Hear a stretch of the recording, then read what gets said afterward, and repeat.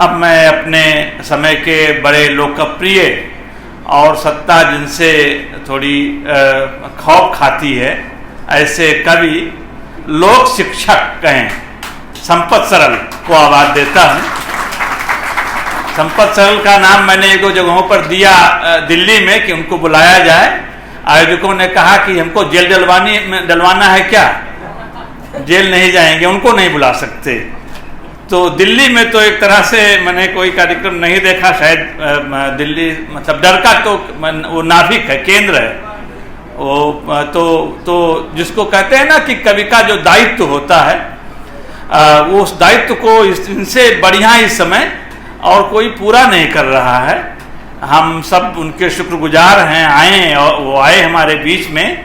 और संदीप मिल जी को खास तौर से, क्योंकि इन्हीं से संपर्क किया गया था कि आप हिला सकते हैं, मैं संपत जी को आवाज़ देता हूँ, आए। उन्होंने कहा 5 मिनट चाहिए। 5 मिनट नहीं, आधे घंटे आप लीजिए, लेकिन हम आपको सुनना चाहते हैं जी। 5 मिनट। चाय का वक्त है, तलब लगी है, और ऐसे में आप लोगों को हमें सुनना पड़ रहा है। आप लोगों की हालत ऐसी है, प्रवेश निःशुल्क और निकलने के 100 रुपये।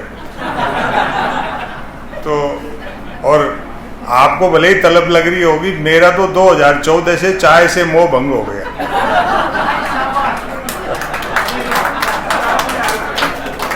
मेरे को तो नहीं पिलाओगे तो भी कोई खास बात नहीं है। भाई संदीप मिल का आभार प्रकट कर ही दिया।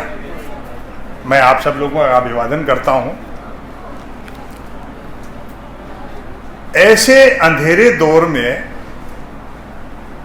हम चीजों को समझ रहे हैं, लेकिन बात को किस फॉर्मेट में कहा जाए वो सूत्र हाथ नहीं लग रहा।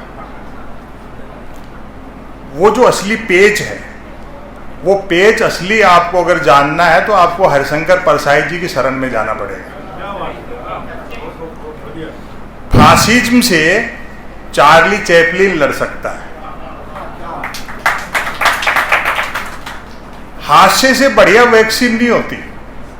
इस चीज को हम समझ नहीं रहे। आपने एक भी भाजपाई को हंसते हुए देखा क्या? नहीं, सच बताओ आपने। प्रधानमंत्री का तो और ही विचित्र मामला है, भारत में बात पर भी नहीं हंसते, विदेश में बिना बात हंसते। उनकी किसी भी वर्चस्ववादी नेता की या डिक्टेटर की पहली कोशिश रहती है लोग झुंझलाएं, चिढ़ें, गुस्सा करें, एक दूसरे पे नाराज हों, उसका काम आसान हो जाता है। इसलिए हंसना बढ़ाओ, और कुछ नहीं कर सकते। ये लड़ाई कोई सिर्फ पॉलिटिकल नहीं है, ये सांस्कृतिक लड़ाई है। अगर आपने इनको राजनीति में वोटों से हरा भी दिया, 10 साल बाद फिर इनके उस्ताद आ जाएंगे। हो सकता है वो उनसे ज्यादा खतरनाक हो। इसलिए ये सांस्कृतिक लड़ाई है, और ये आर्ट से, कल्चर के हथियार से बड़ी आसानी से लड़ी जाएगी। इसके लड़ने के 3 हथियार मैं आपको बताता हूं: जनगीत, नुक्कड़ नाटक और हास्य व्यंग के कवि सम्मेलन। पूरा सोशल मीडिया पाट दो आप चुटकुलों से। चुटकुला भी क्रोध की अभिव्यक्ति है, उसको आप चुटकुला समझ करके टाल देते हो, उसमें भी एक आक्रोश होता है। चुटकुलों की प्रतियोगिताएं कराओ, उनकी वीडियो चलें, और कुछ नहीं तो रोजाना परसाई जी, शरद जोशी जी, श्रीलाल शुक्ल जी या मुस्तफा हुसैन, मुश्ताक अहमद यूसुफी और तमाम हिंदी उर्दू के जो हास्य व्यंग के राइटर हैं, इब्ने इंशा, उन लोगों के कोटेशन का एक पोस्टर बना करके चालू कर लो। सोशल मीडिया भी छोड़ दो।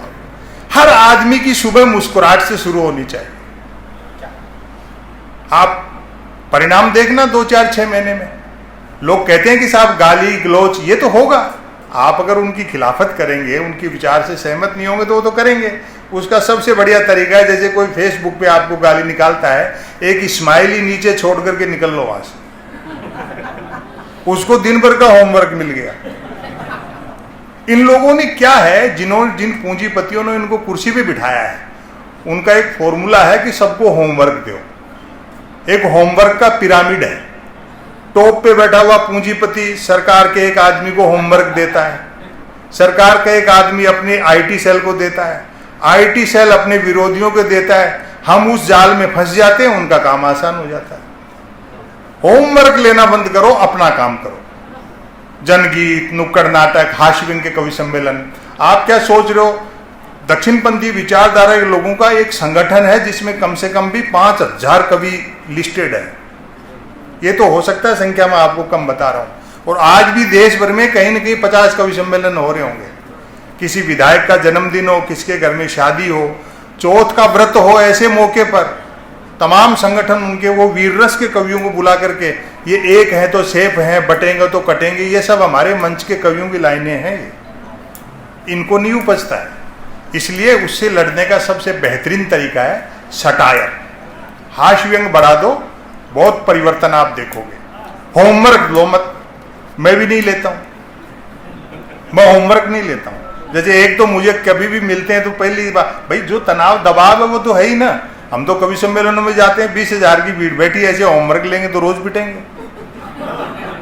इसलिए हम तरकीब से बात करते हैं, इशारे से। जैसे जो कहीं भी जाओ एक बात कहते हैं कि साहब आपको भक्त लोग धमकी नहीं देते। मैंने कहा आमना सामने नहीं होता, सोशल मीडिया मैं इस्तेमाल नहीं करता, किताबें वो नहीं पढ़ते। मिलेंगे का 2019, इसे सच्चे किस्से हैं। 2019 में जब चुनाव में बढ़त, वो मतगणना चालू थी और बढ़त मिलनी शुरू हुई, तो मेरे पास गुजरात से एक फोन आया। वो अक्सर साल में 2-4 बार मुझे गाली गलौज करता रहता था। तो वो बढ़त मिल रही, तो उसका कहने का मतलब था कि तुम तो इतना कोसते हो, ये तो देख लो आप। बोलो और सुनाओ क्या हालचाल है। मैं समझ गया क्या कहना चाहता है। मैंने कहा हालचाल ठीक है और सुनाने का पैसा लेते हैं, होमवर्क क्यों लेना। बोले फिर जीत रहे मोदी जी। मैंने कहा अच्छा, हमको भी नया नहीं लिखना पड़ेगा। होमवर्क नहीं लेना। ऐसे ही एक इनकम टैक्स के अधिकारी थे, वो मेरे परिचित थे, मजाक की उन्होंने।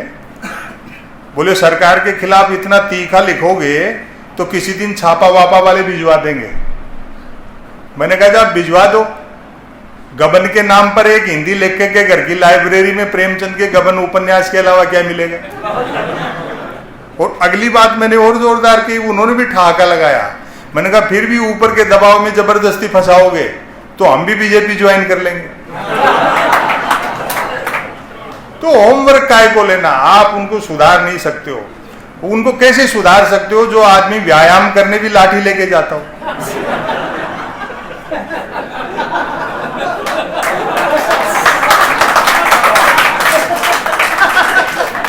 तो अपना रास्ता बदलो, उनसे बाईपास निकलो, हास्य व्यंग बढ़ाओ। और ये जो कंफर्ट जोन है ना, कि एक आदमी ने कोई अच्छी सी बात कही और 20 लोगों को भेज दी, वो तो पहले से आपसे सहमत है, उनको क्या पढ़वा रहे हो। इस दायरे से बाहर निकलो। आपकी आइडियोलॉजी के कुछ तो स्कूल होंगे, कुछ तो कॉलेज होंगे, वहां जनगीत कराओ, नुक्कड़ नाटक कराओ, हास्य व्यंग के कवि सम्मेलन कराओ। फुर्सत होगी तो मैं भी आ जाऊंगा। आप बच्चों को, और इस तरह सीधी मुठभेड़ करने के बजाय बाजारवाद पे बोलो, पूंजीवाद पे बोलो। क्योंकि ये तो हम भी जानते हैं, वो कितनी भी सरकार की जय बोले, उनके लिए तो अलग से कोई पेट्रोल पंप खुलेंगे नहीं। तो इन चीजों पे बोलोगे तो उनके सब समझ में आ जाएंगे, और समझते सब हैं। मुश्ताक अहमद यूसुफी साहब का एक जुमला है। अब मन देखते हैं कि साहब प्रधानमंत्री इतना झूठ बोलते हैं, तो यूसुफी साहब ने बड़ी जोरदार बात कही कि बोलने वाला और सुनने वाला दोनों ये जानते होंगे ये झूठ है, तो ये गुनाह नहीं है। जानता कौन नहीं। और ऐसा नहीं कि हम किसी बहुत अच्छी जगह जाके मंच पे कोई बहुत बढ़िया माइक और हजारों की भीड़ होगी तभी अच्छा बोलेंगे और परिवर्तन होगा और लोगों पे असर पड़ेगा। उसमें एक जुमला और है, वो उन्होंने नकारात्मक ढंग से कहा है, लेकिन उससे सीख बहुत अच्छी मिलती है।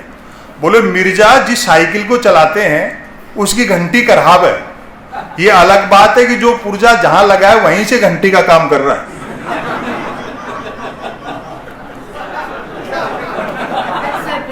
तो आप जहां हो वहीं से घंटी का काम करो। एक आदमी चुटकुले के सुना सकता है तो चुटकुले सुनाए, कोई व्यंग लेख लिख सकता है तो व्यंग लेख करे, कोई जनगीत गा सकता है तो जनगीत गाए। ये सन्नाटा दिखता है पूरे सोशल मीडिया में। मुझे तो कहीं जनगीत, नुक्कड़ नाटक और लतीफे और इस तरह की दिखती नहीं। तो जितना हंसना बढ़ा दोगे उतना अच्छा रहेगा। ये चीज़ें आपने यूट्यूब पे भी सुन रही होंगी। मैं 2 लघु कथाएं सुना करके अपनी जगह लेता हूँ। समय की अपनी सीमाएं, बाकी लोगों को भी सुनना है। ग्लोबलाइजेशन क्या है? अब ये बात उनको लगती है। अगर आप अडानी अंबानी का नाम लेकर के कहोगे तो वो चिढ़ते हैं, लेकिन ये बात उनके समझ में आती है। ग्लोबलाइजेशन क्या है? महल के मुख्य द्वार की दिशा में अपार जनसमूह का शोर सुन राजा राम ने लक्ष्मण से प्रश्न किया, ये कैसी आवाजें आ रही अनुज? कौन लोग होंगे? उत्तर मिला, भगवान सब अयोध्यावासी हैं। जब से राज्य में ग्लोबलाइजेशन आया है, प्रत्येक नागरिक धनुष बाण खरीदने को लोन लेना चाहता है ताकि वह भी सोने का हिरण मार सके।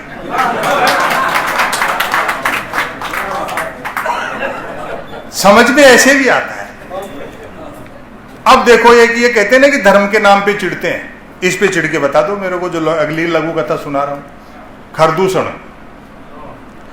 पर्यावरण के प्रति चेतना जगाने के उद्देश्य से लिखी अपनी कविता में कवि ने प्रदूषण की तुक खरदूषण से मिला दी। सुनते ही धर्म रक्षकों ने जूते तान लिए। कवि ने समझाइश की, भाई साहबो बुरा क्यों मानते हो? खर और दूषण तो त्रेता युगीन राक्षस थे, धर्म रक्षक दहाड़े। ये तो हमें भी मालूम है कि खर और दूषण त्रेता युगीन राक्षस थे, लेकिन थे तो हमारे धर्म के।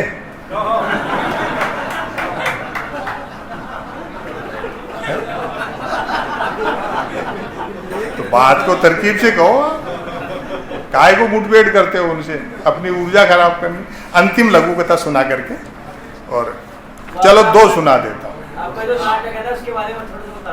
अच्छा, नाटक मैंने लिखा है। मेरी 3 किताबें तो आ चुकी राजकमल से। 1 मंजिला मकान में लिफ्ट, निठल्ले बहुत बिजी हैं, और बुद्धि प्रकाश। एक मैंने नाटक छपने को दे रखा है, तमाशेबाज राजा। तमाशेबाज राजा, उसमें कई विजुअल्स हैं। वो जब आपने तो पढ़ा होगा, उसकी डमी दी मैंने इनको, उसमें कई विजुअल्स हैं। उस राजा को क्या है कि तमाशा दिखाती हुई झिझक होती है। तो एक कैरियर काउंसलर है, वो मोटिवेट करता है कि साहब ऐसे कुछ नहीं, जब नाचना ही शुरू कर दिया तो घूंघट किस बात का। 3 चीजें दिमाग में बिठा लो। एक तो आपका जन्म नहीं हुआ, आपने अवतार लिया है। ये तो उन्होंने बाद में कहा है, मैंने तो 5 साल पहले लिख दिया था। एक तो आपका जन्म नहीं हुआ, आपने अवतार लिया है। दूसरा, आप जो भी कुछ करते हो वो तमाशेबाजी नहीं है, आपकी लीलाएं हैं। और तीसरा, आप उनके राजा नहीं हो जो महंगाई बेरोजगारी के मारे हैं, आप उनके राजा हो जो बोरियत के मारे हैं। तो वो तमाशेबाजी करते हैं। एक ऐसा ही अलग लेख था, उसमें से मैंने एक लघु कथा निकाली, वो मैं आपको सुनाता हूं। इसी लघु कथा से मुझे नाटक का आइडिया मिला। तमाशेबाज राजा। राजा छटा हुआ तमाशेबाज था। वह अपनी प्रजा के मनोविज्ञान से अवगत था कि अमीर गरीब ज्ञानी अज्ञानी कोई हो, सब तमाशा घुस के देखते हैं। उसे पता था कि तमाशेबाजी के एक बार प्रजा के सम्मोहित होते ही राजा प्रजा में सदा के लिए ऐसी ट्यूनिंग बन जाती है कि राजा सिर पीटने की बात भी कहे तो प्रजा तालियां पीटने लगती है। राजा ने सुशासन के लिए तमाशाई शैली अपनाई। प्रजा ने साफ पानी के लिए आवाज उठाई, राजा ने बहती नदी पर हवाई जहाज तैरा दिया। खाली हाथों ने काम मांगा, राजा अपने हाथ पीछे बांध रस्सी से लटकी जलेबियां खाने को उछलने लगा। बस्ती में आग लग गई, राजा ने आग लगे गोल चक्कर में से आर पार कूदना शुरू कर दिया। प्रजा ने मुद्रा स्फीति और मुद्रा अवमूल्यन की ओर ध्यान देने को कहा, राजा गुफा में ध्यान की मुद्रा बनाकर बैठ गया। नागरिक बोले, यातायात के साधन मुहैया कराओ, राजा मौत के कुएं में मोटरसाइकिल चलाने लगा। जनता ने स्कूल अस्पताल के लिए आंदोलन किया, राजा ने पड़ोसी राज्य के आक्रमण का भय दिखाकर खाली बोतल में रख रख कर रॉकेट छोड़ने शुरू कर दिए। प्रजा काम की बात पूछती, राजा मन की बात करने लगता। और अंतिम है, जो हो तमाम तमाशेबाजी के बावजूद राजा को यह एहसास जरूर था कि तमाशेबाजी की अपनी खूबी है तो खामी भी है। खूबी यह कि तमाशा दिखाने से प्रजा मूल मुद्दा भूल जाती है, और खामी यह है कि हर बार नया दिखाना पड़ता है। तो कब तक दिखाएंगे, थक जाएंगे। थकान चेहरे पे दिखने लग गई। ऐसी क्या बात। अंतिम सुना देता हूं ब्रेकिंग न्यूज।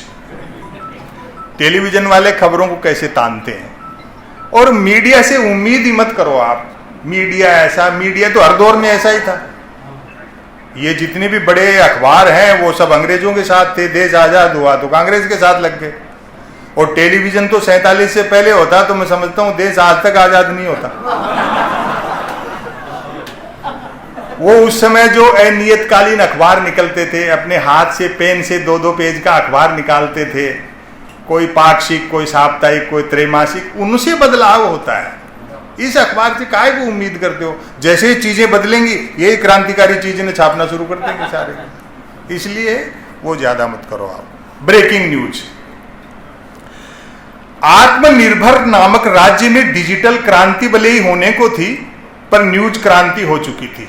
अब इनका घबराहट देखो आप, ये यू टर्न कैसे लेते हैं। शुरू में तो बोले कि भाई विश्व गुरु बनना है, तो हमने भी उस चक्कर में बीएड कर ली कि अब तो नंबर आया इसे।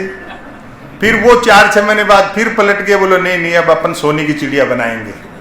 तो मैंने कहा चलो ये रहने दो, सोने की चिड़िया बन जाएगी तो बीएड भी बेकार है, फिर क्या फायदा, बनी जाएगी। अब कह रहे हैं कि आत्मनिर्भर बनना है। ऐसे यू टर्न लेते हैं, तो इनके खोखलापन, जो भीतर का खालीपन है ना, विजन नहीं है, वो देखो। बाकी सबसे पहले इनको सोने की चिड़िया वाले प्रोजेक्ट पे काम करना था, तो कम पैसे में बड़ी चिड़िया बनती। आ तो 1,12,000 13,000 के भाव हो गए। तो इनके पास विजन की कमी है। देखिए, आत्मनिर्भर नामक राज्य में डिजिटल क्रांति भले ही होने को थी। मैं सोशल मीडिया सच में इस्तेमाल नहीं करता। मैं यूट्यूब चैनल चलाता था जिसमें उस किताब के आर्टिकल हैं। अंतिम मैंने बनाया था 7 मई को, 1 नेशन 1 बिजनेसमैन, कि आप अडानी एयरपोर्ट पे उतर करके अडानी पोर्ट जाएंगे तो बीच में ये अडानी का पड़ेगा। उसके बाद 3 दिन बाद मेरा चैनल हैक हो गया, जो अभी तक भी नहीं हुआ, FIR करा रखी है। फिर मैंने भी बंद कर दिया। मैं छोड़ो, कुछ और लिखने पढ़ने का काम करेंगे। आत्मनिर्भर नामक राज्य में डिजिटल क्रांति भले ही होने को थी, पर न्यूज क्रांति हो चुकी थी। न्यूज चैनल खबरें तलाशते नहीं, गढ़ते थे, और देते नहीं, फैलाते थे। ब्रेकिंग न्यूज की तो मारामारी रहती थी। अब खबर कैसे तानते हैं। एक दिन ज्यों ही राजा नहाकर स्नान घर से निकला, त्यों ही एक न्यूज चैनल ने ब्रेकिंग न्यूज दागी, राजा नहाया। दूसरे न्यूज चैनल ने खुशी जाहिर की, राजा आज भी नहाया। तीसरे न्यूज चैनल ने अटकलें लगाई, राजा क्यों नहाया। चौथे न्यूज चैनल ने नई जानकारी दी, राजा पहली बार नहाया।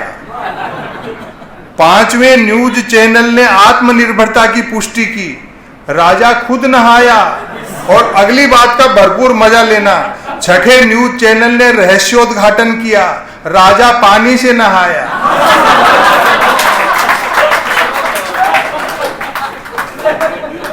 7वें न्यूज चैनल ने ब्रेकिंग न्यूज में गर्मी भरी, राजा गर्म पानी से नहाया।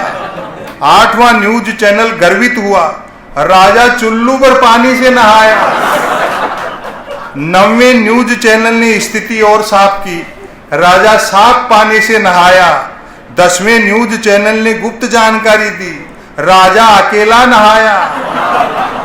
11वें न्यूज चैनल ने राहत भरी ब्रेकिंग न्यूज चलाई, राजा आज तो नहाया और मुझे ठहाकों से विदा करना और जीवन में हंसना मत छोड़ना और बढ़ा दो, राजा आज तो नहाया। 12वें न्यूज चैनल ने तो सब पर पानी फेर दिया, राजा गीले पानी से नहाया।